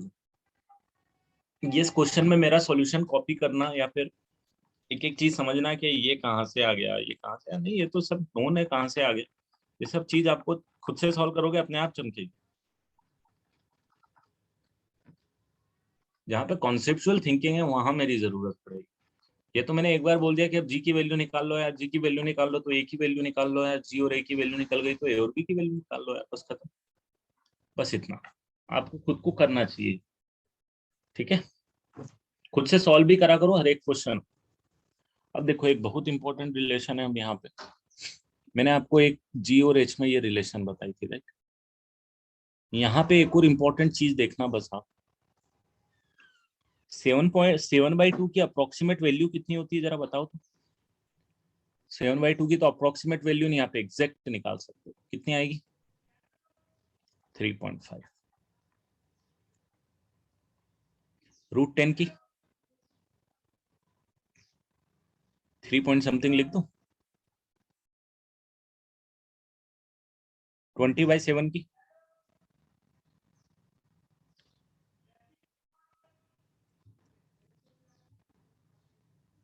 2 पॉइंट समथिंग 9 जो भी आएगी, 9 या 8 समथिंग जो भी आएगी। बट इनके रिलेटिव नंबर्स देख रहे हो, रिलेटिव वैल्यूज देख रहे हो क्या आ रही है?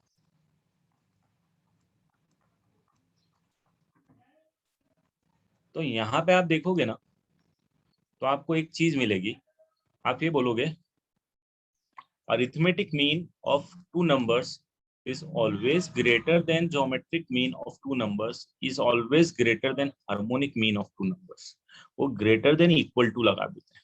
मतलब बोलने का ये है कि a प्लस बी, अगर कोई दो नंबर है पॉजिटिव नंबर है तो a plus B by two की वैल्यू हमेशा रूट ए बी से बड़ी आने वाली है दोस्तों, और ये हमेशा twice of A B divided by A plus B से बड़ी आने वाली है। ये पक्का पक्का पक्का है, इसमें कोई डाउट रखना मत। ठीक है, a g h are in GP, ठीक है, अच्छी बात है, वो जीपी में होते हैं, उसमें कोई प्रॉब्लम नहीं है। But arithmetic mean of two numbers is always greater than equal to geometric mean of two numbers is always greater than equal to harmonic mean of the same numbers। ठीक है, तो arithmetic mean हमेशा बड़ा होता है geometric mean से, और geometric mean हमेशा बड़ा होता है arithmetic mean से। अब यहाँ पे बस एक ये याद रखना कि इसमें मैं यहाँ पे वो लिख देता हूँ कि arithmetic mean greater than geometric mean greater than harmonic mean if a is not equal to b।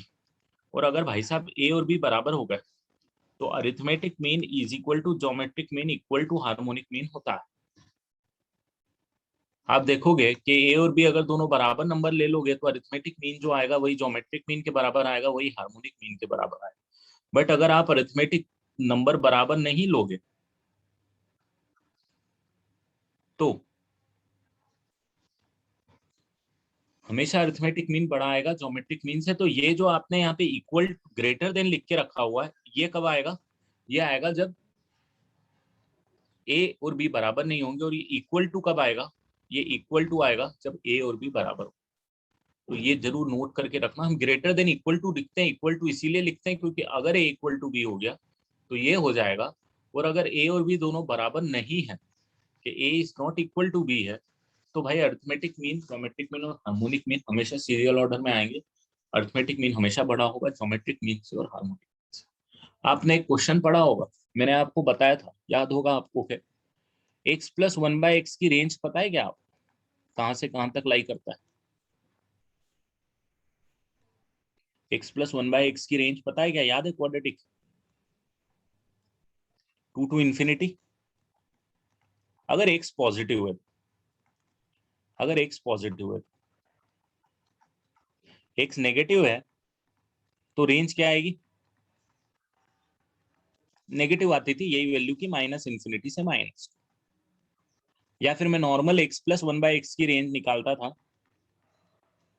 तो मैं बोलता था कि भाई माइनस इंफिनिटी से minus two union 2 to infinity. ये आपको पता है राइट? आई होप पता है, पढ़ चुके हैं पर।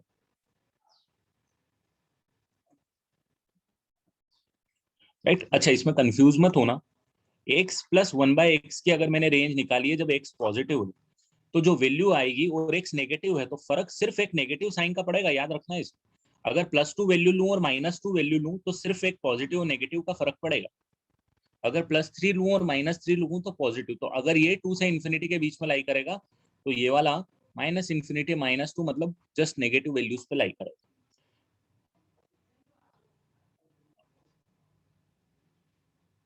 एक्स इक्वल टू 0 के लिए तो डिफाइन ही।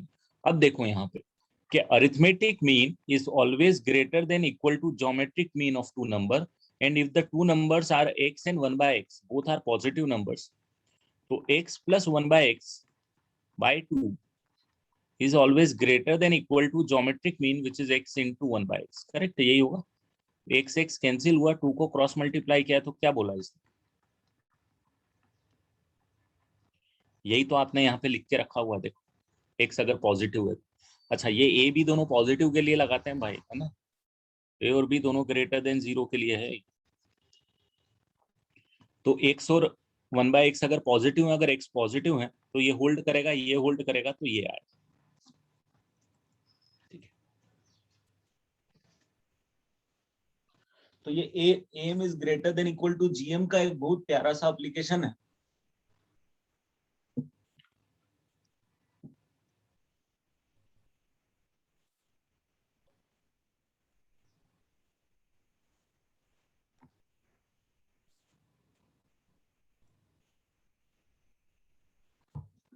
नहीं अप्लाई होगा अगर दोनों एक पॉजिटिव और एक नेगेटिव नंबर है तो नहीं, पॉजिटिव नंबर के लिए ही अंतर।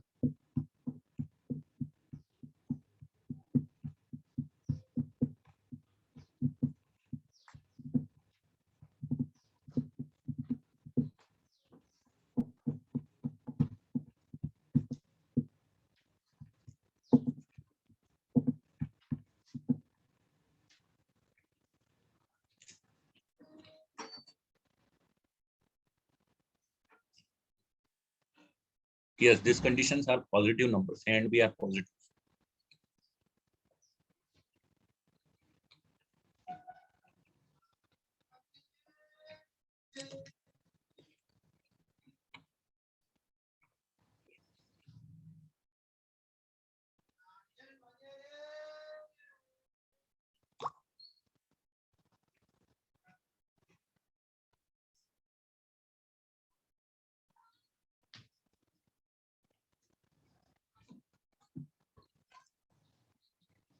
क्लियर है?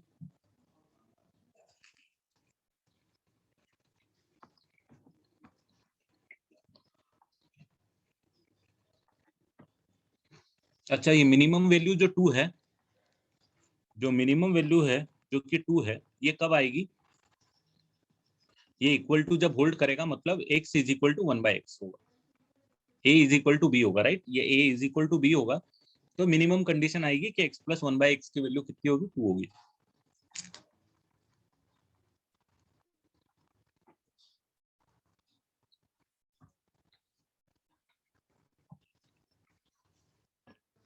जब x और 1/x दोनों बराबर होंगे, मतलब a और b दोनों बराबर होंगे, जो यहाँ पे अपन ने लिखा है, तो मिनिमम वैल्यू आएगी जो कि 2 आएगी, राइट? ये तो पता ही चुके हैं कि अर्थमेटिक मीन और ज्योमेट्रिक मीन बराबर होंगे, मतलब ये और ये दोनों बराबर होंगे अगर x और 1/x बराबर हो। इसका एक एग्जांपल ट्रिग्नोमेट्री से लेता हूं मैं, आपको समझ में आएगा।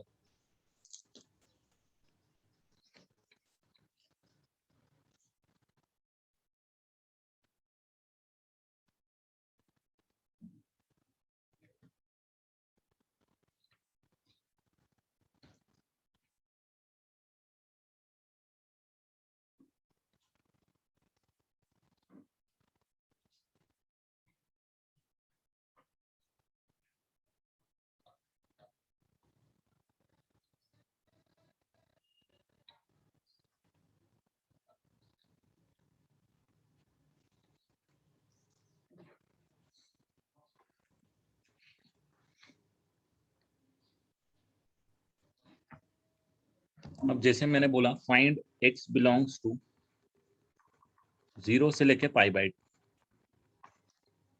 Find minimum value of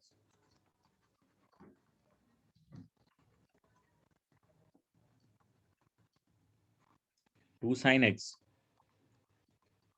plus cosec x। निकाल सकते हो क्या minimum value? 2 sine x plus cosec x।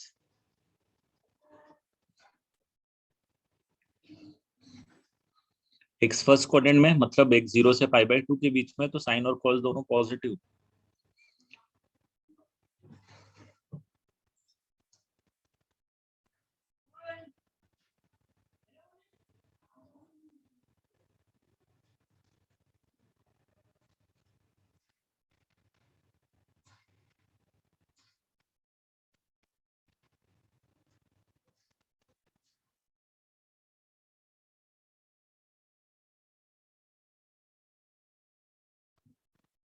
तो आप बोलोगे कि सर देखो, अरे यार क्या हो गया इसमें?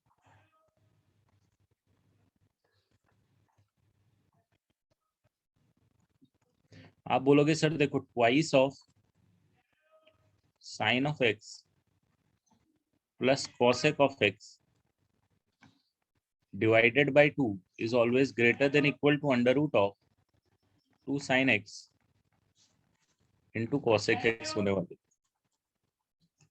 बिल्कुल सही है। तो 2 sin x plus cosec x is greater than equal to 2√2 होने वाला है। क्यों? sin x and cosec x multiply होके 1 होने वाला है। So therefore minimum value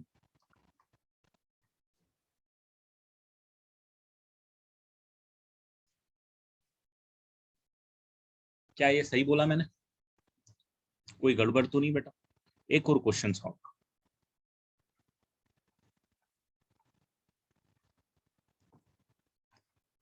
find minimum value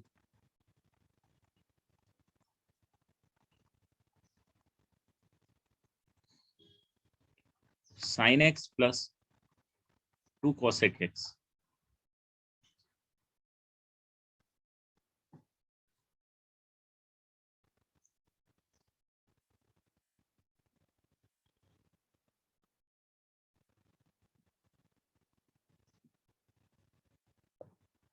इसको सॉल्व करो जो दूसरा क्वेश्चन दे के रखा हो।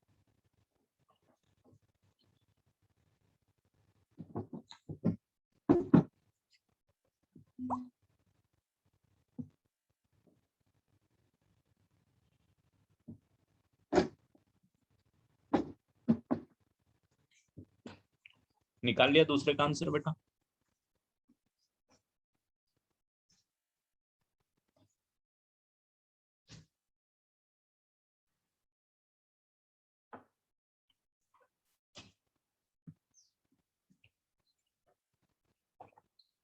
टू रूट टू आ रहा है।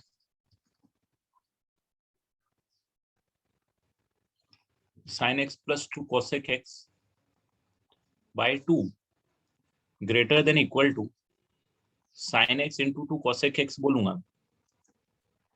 फिर बोलूंगा कि sin x plus 2 cosec x is greater than equal to 2√2।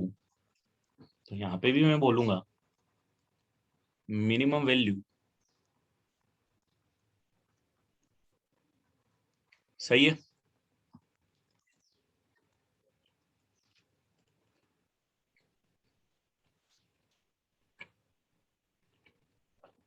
Clear है सबको?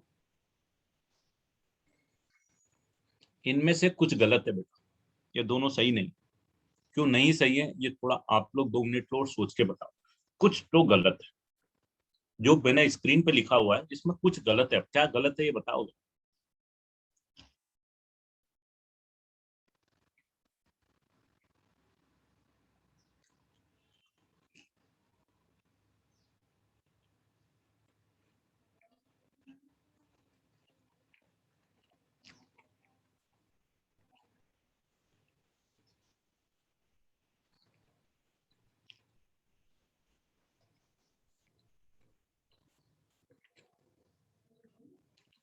पता चला क्या गलत है?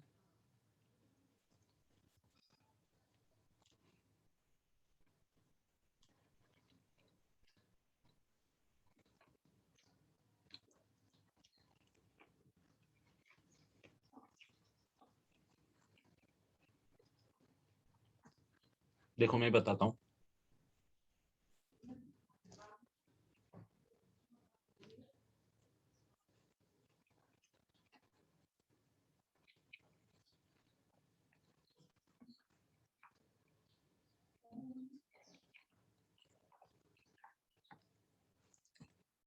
यहां तक सब सही है, दोनों में यहां तक सही है।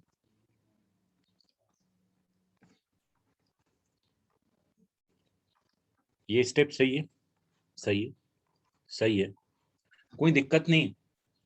दिक्कत ये है कि मिनिमम वैल्यू 2√2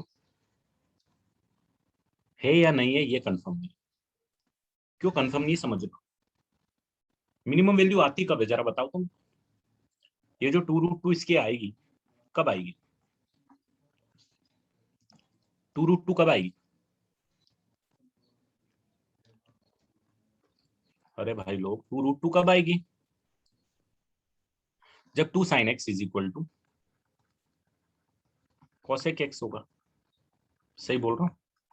अब जरा ये बताओ ये 2√2 कब आएगी?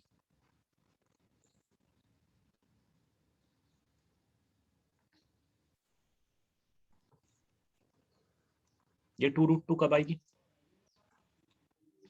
जब sine x is equal to, सही बोल रहा हूँ? अरे ये तो ठीक है कि मिनिमम वैल्यू 2√2 पे 2√2 जो आ रही है वो ए और बी बराबर होंगे जब आएंगे, इसमें तो दिक्कत नहीं है ना। अब जरा मुझे बताओ कि 2 sine x is equal to 1/sin x लिखोगे तो साइन स्क्वायर एक्स की वैल्यू कितनी आएगी? और यहाँ पे जब आप लिखोगे sine x is equal to 2/sin x, तो जरा बताओ तो साइन स्क्वायर एक्स की वैल्यू कितनी आएगी? इसमें क्या गड़बड़ दिख रहा है, जरा बताओ तो आप, इसमें क्या गड़बड़ दिख रहा? नॉट पॉसिबल, सेकेंड वाली कंडीशन भाई साहब, नॉट पॉसिबल। तो इसमें ये जो ए और बी है ना, ये बराबर ही नहीं हो सकते। अब ये बराबर नहीं हो सकते तो मिनिमम वैल्यू कितनी आएगी ये हम इस कॉन्सेप्ट से नहीं निकाल सकते, इसमें निकाल सकते हैं भाई। ये सही है, ये सही है, ये गलत है।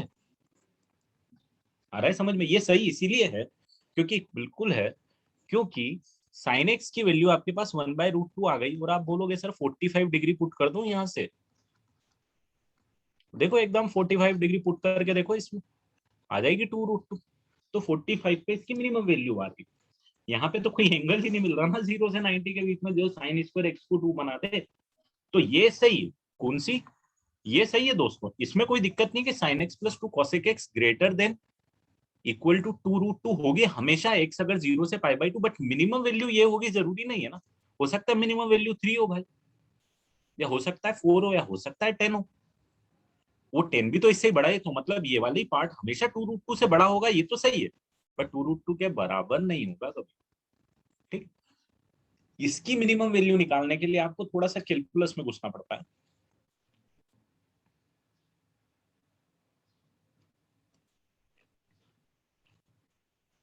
वो मैं कोशिश करता हूँ नेक्स्ट स्लाइड में आपको बता दूं। पर ये चीज भी ध्यान रखना कि कभी भी एमजीएम लगा रहे हो तो इक्वल टू बी पे जो आप मिनिमम वैल्यू दे रहे हो दोस्तों, जरूरी थोड़ी है कि उस पे इक्वल टू बी हमेशा अवेलेबल है आपके पास। नहीं अवेलेबल है, नहीं अवेलेबल है तो फिर आप कुछ कर नहीं सकते। सिर्फ एक 2 के इंटरचेंज ने इनका गेम बदल दिया।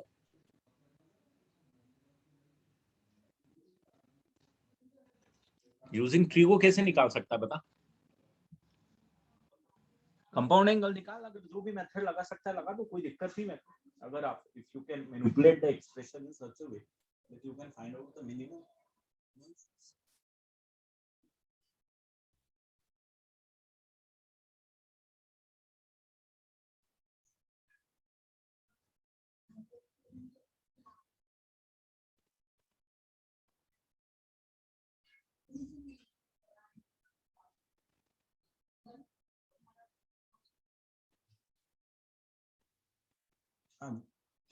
We can find out using calculus, increasing decreasing function के कॉन्सेप्ट से। हाँ, लोकल मैक्सिमम लोकल मिनिमम वाले कॉन्सेप्ट से निकाल सकते हो आप। मतलब उसमें कैलकुलस लगा दो बेसिक। यहाँ पे एम जीएम काम नहीं करेगा, तो ये एक एक्सेप्शन होता है कि एम जीएम आप लगा रहे हो तो थोड़ा सा सोच समझ के लगाओ कहाँ लगेगा मिनिमम वैल्यू के लिए। ये सही है, मतलब ये चीजें दोनों में सही है। ये इसमें भी सही है, ये इसमें भी सही है, बट मिनिमम वैल्यू है कि नहीं है ये डिपेंड करता है। ये गलत है लिखना यहाँ पे। क्यों गलत है? क्योंकि कुछ ऐसा सीन आ रहा है। ये सही है क्योंकि ये जो सीन आ रहा है ये हमको अलाउड, एंगल भी पता चल गया। छोटी छोटी सी चीजें हैं बट इंपॉर्टेंट है बेटा।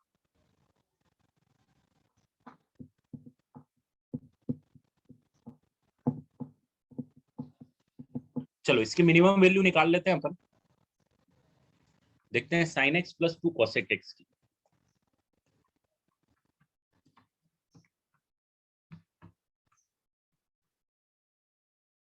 डिफ्रेंशिएट करोगे तो ये आ जाएगा cos x, ये आ जाएगा -2 cosec x cot x, right. ये अगर f है तो ये f डैश है, तो मैक्सिमम मिनिमा निकालने के लिए इसको 0 के बराबर पुट करते हैं। तो cos of x is equal to 2 1/sin x into cos x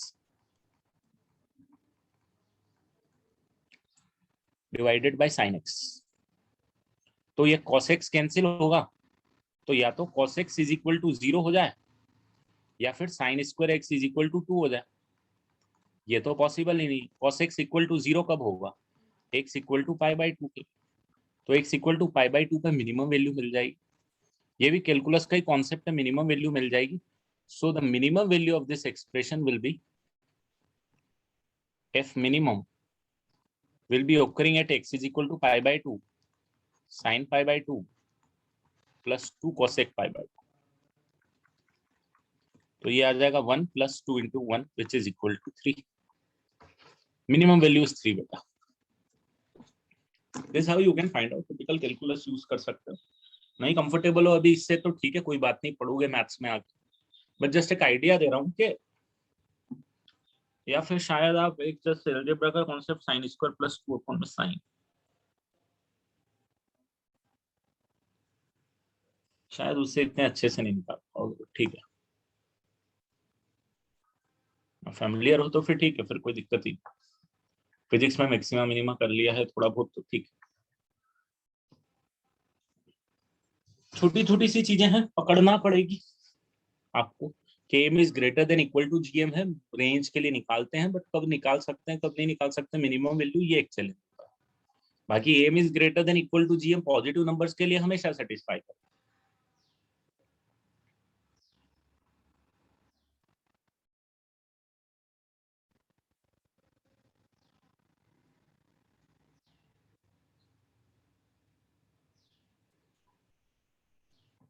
चलो कुछ ऑफलाइन की दुनिया के बारे में बात हुई क्या? ये लिख लिया सबने? No update regarding the offline classes? School has been started, right? College has been started. So you are going for colleges? मतलब just for practical or just for attending the classroom?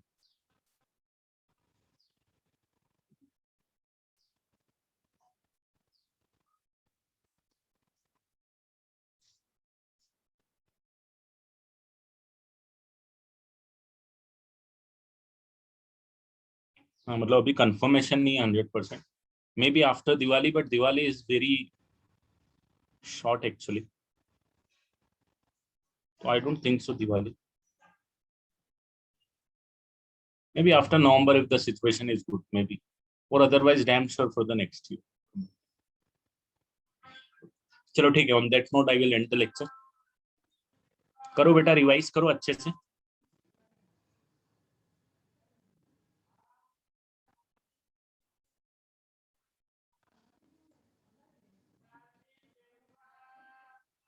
नहीं, that you have to manage बेटा, प्रकृति that you have to manage बेटा।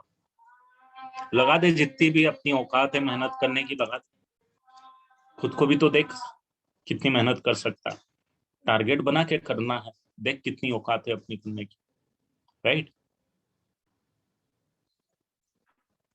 अपना level भी तो जाने अपन। आदमी हर अपने आप के बारे में बहुत अच्छा सोचता है, मैं ये भी कर सकता हूँ, मैं वो भी कर सकता हूँ, पूरी दुनिया अचीव कर सकता हूँ। बट फिर जब रियलिटी आती है ना, दैट इज डिफरेंट थिंग। तो you have to check with your realities as well कि ठीक है भाई, जो सोचने वाली चीजें होती, सोचना बहुत अच्छी बात है, बिल्कुल सोचोगे, नहीं तो होगा ही नहीं। बट उस सोचने के लिए जो मेहनत करनी पड़ेगी उसका भी तो रियलाइजेशन होना चाहिए। तो देखो अभी 6 दिन है आपके पास, टुडे इज मंडे और ट्यूसडे, मंडे और Tuesday, today is Tuesday, right? तो यू हैव 5 days हियर। अब 5 days में देखो मैथ्स रिवाइज करना, 5 दिन में 4 दिन का टारगेट बना। सैटरडे को एग्जाम है, 4 दिन, 4 दिन और मॉर्निंग भी होगा सैटरडे के दिन, शायद इवनिंग में क्लास, ठीक है? तो अब तू, तेरी क्लासेस जो भी हैं अभी तो चल रही हैं, क्लासेस 2 बजे खत्म होने के बाद में दूसरे दिन क्लासेस 7:30 बजे होती है। तो 2 से 7:30 का टाइम होता है 12 प्लस 5.5, 17.5 hours, है ना, between the end of today's class and the starting of the next class, next morning. 17.5 में तेरी कितनी कैपेसिटी है कि तू पढ़ सकता है, कितना पढ़ सकता है? सोने का, चल मैं मान लो कि बहुत तू सोच रहा है कि नहीं करना है, सोना भी इंपॉर्टेंट है, तो 7 घंटे में मान लेता हूँ, 7 घंटे सफिशिएंट इन योर एज अभी के लिए, for 4 days at least. Otherwise I would say 8 घंटे सो, कोई दिक्कत 8 घंटे सो, कोई दिक्कत नहीं, सोना भी चाहिए, माइंड फ्रेश रहता है। तो 7 घंटे सभी के लिए सही है। तो 7.5 में से 7 घंटे अलग हटा दे, 11:30, 11:30, 10:30 घंटे बस। और वो 10:30 घंटे में तू कैपेसिटी देख तेरी, क्या तू 10 घंटे पढ़ सकता है, कि तू 8 घंटे पढ़ सकता है, कि 6 घंटे के, 4 घंटे के, 2 घंटे के? पढ़ ही नहीं सकता प्रेशर। और अगर तूने 10 घंटे पढ़ाई की, तो भाई 10 घंटे अगर तूने पढ़ाई कर ली, तो 10 घंटे के हिसाब से 3.5 घंटे मैथ्स को देने पड़ते हैं, बट मैथ्स में थोड़ा ज्यादा टाइम कंज्यूम होता है, तो मैं 4 घंटे मान लेता हूं। तो 4 घंटे में एक टॉपिक कंप्लीट हो सकता है, अगर तू एकदम घुस के पढ़ाई कर। मतलब एक जस्ट ऐसी कोई वो बात नहीं कर रहा हूँ मैं कि ऐसा टारगेट बनाना चाहिए जो लोग बोलते हैं, तो रियलिटी नहीं होती, but reality somewhat different, reality somewhat different, but ठीक है, बोलना है मेरा काम, तो मैं तो बोलूंगा कि नहीं 10 घंटे पढ़ना है। रियलिटी डिफरेंट होती है। टीचर्स भी बोलते हैं, फैकल्टीज भी बोलते हैं, बड़े बड़े मोटिवेटर्स जो आजकल यूट्यूब पे चलते हैं वो भी बोलते हैं, but it is not practically feasible for everyone. Motivation दूसरे को सुन के नहीं आना। आप मुझे सुनोगे, मोटिवेशन आएगा तो एक दिन रहेगा, 2 दिन रहेगा। खुद से जब तक सेल्फ मोटिवेटेड नहीं होगे, जब तक नहीं कर पाओगे। Self motivation is the most important, that habit you have to develop by yourself, कि डेली उठ के हार्ड वर्क करना है। दैट इज सेल्फ मोटिवेशन, कोई नहीं दे सकता आपको, आप खुद ही लाओ। ठीक है, चलो, on that note I will end the lecture. Bye bye and take care everyone.